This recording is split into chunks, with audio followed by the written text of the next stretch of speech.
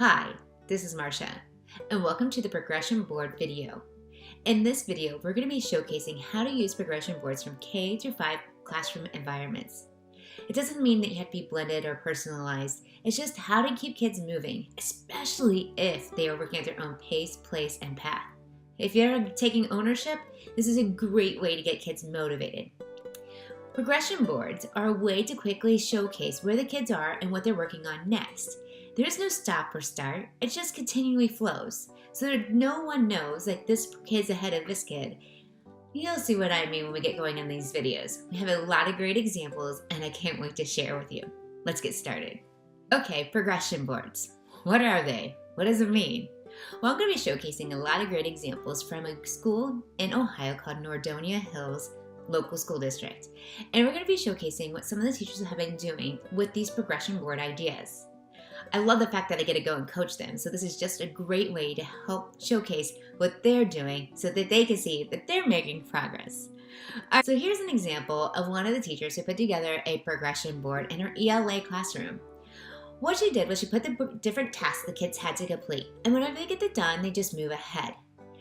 So it's just a quickly moving transition board. And if you can see over to the right hand side with the little girl with the green on, she just moved her name, but the board just keeps wrapping around. It's not starting at the front of the board or the end of the board, it's just a continually motion. So this was their very first day and the kids are so excited to go ahead and post where their little name was. And you could do avatar names. You don't have to necessarily have their first or last name, but it's just a quick way to move the kids along as they progress. I was working with the gifted teacher in the same school district, Nordonia Hills, and this teacher was saying to me, she's like, "Oh, Marcia, I just can't get the students to complete their work. Or if they complete their work, it's just not great.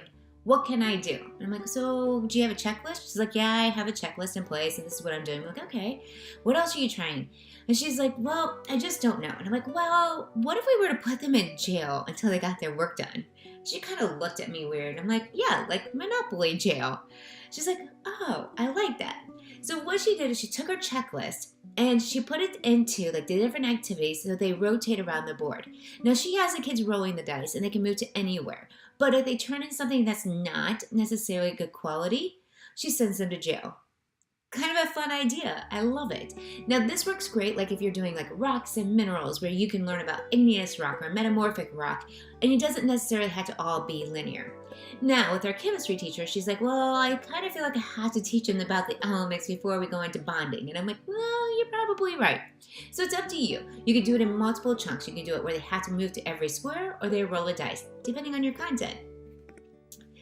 Speaking of that chemistry teacher, I was working with her and she was showing me her wonderful checklist. I love this. The kids have this little checklist in their folder and they go through at basically a unit at a time where they can work at their own pace, place, and path. It talks about the different stations they could be doing. They have a mini lesson. I mean, this teacher's doing everything that we want a blended learning teacher to do. Except she was missing that excitement. She was missing that, get that work done, get it moving. How do I know where everybody is without opening up everybody's folders? So after talking with this wonderful chemistry teacher, we decided to create a progression board. Well, I didn't create it. I gave her the idea, and she created it. She taped up the tape, and then she has the different modules of where they're working. Do you know where the start or the end of this is? No. Do you know who's ahead? Absolutely not. 3-3C is not the last activity. In fact, the first activity was 3-2D. I know, crazy?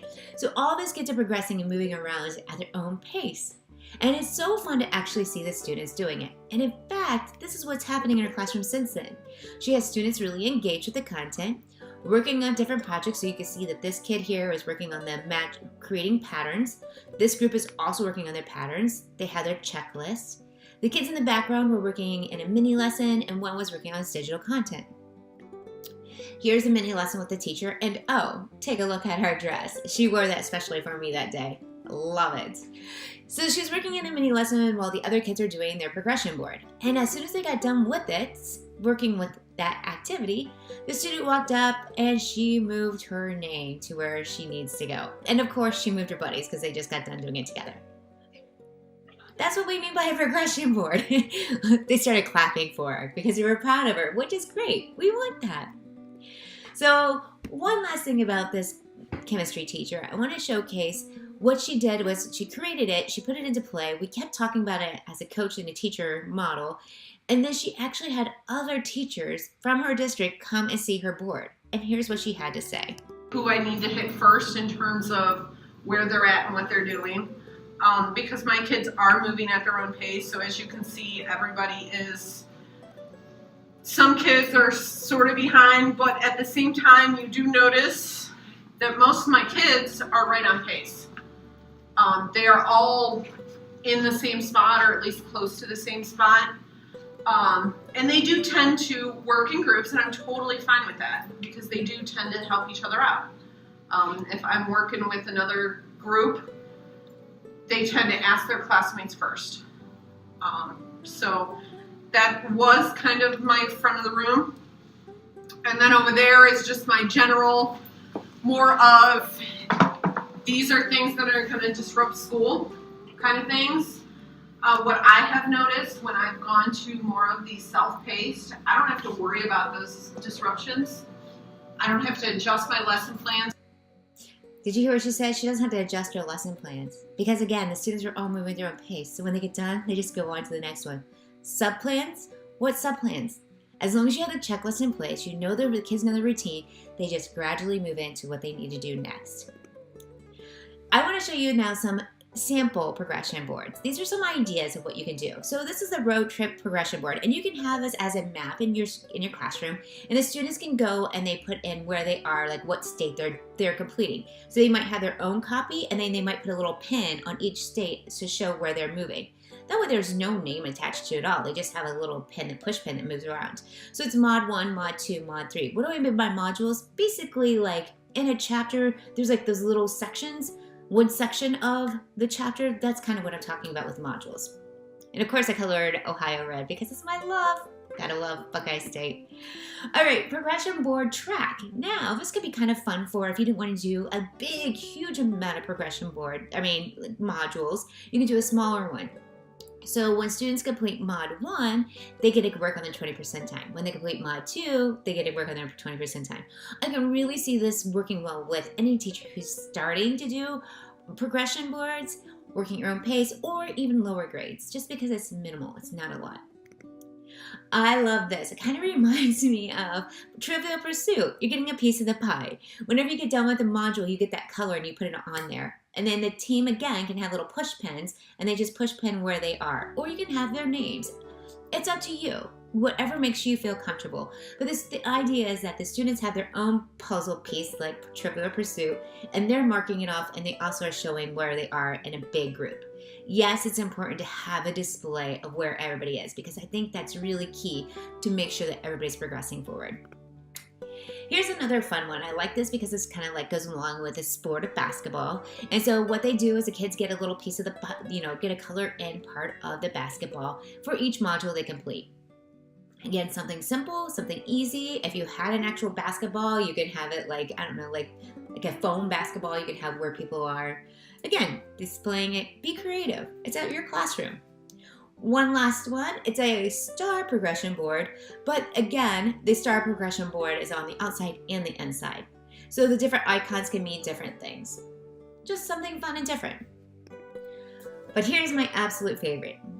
Okay, so I took the idea that I gave to that gifted teacher about doing the Monopoly board, and I turned it into Blendopoly. Same idea, but the whole idea is that we have the different modules. So I blocked it off where my participants in my workshops, they actually have to go through each different module around the board. They're earning points, and then when the points are done at the end of the workshop or the end of the session that we're working with, then we can tally it up and see who has the most points.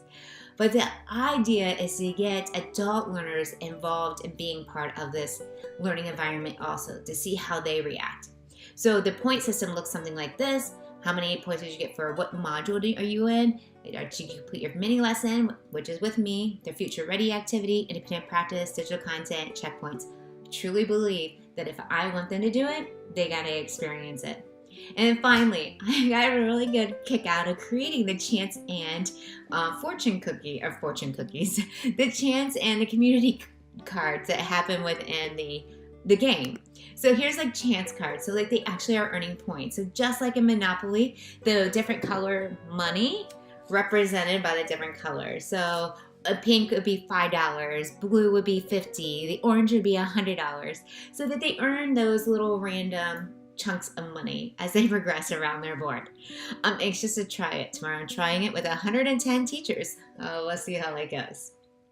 So those are progression board ideas and how to implement them. They can all be found on our website and our store. So if you would like to take a look at those progression boards and purchase them so you can have them and you can manipulate them in your own classroom, feel free to take a look at the store. All right, guys, thanks for watching my video. I hope you enjoyed it.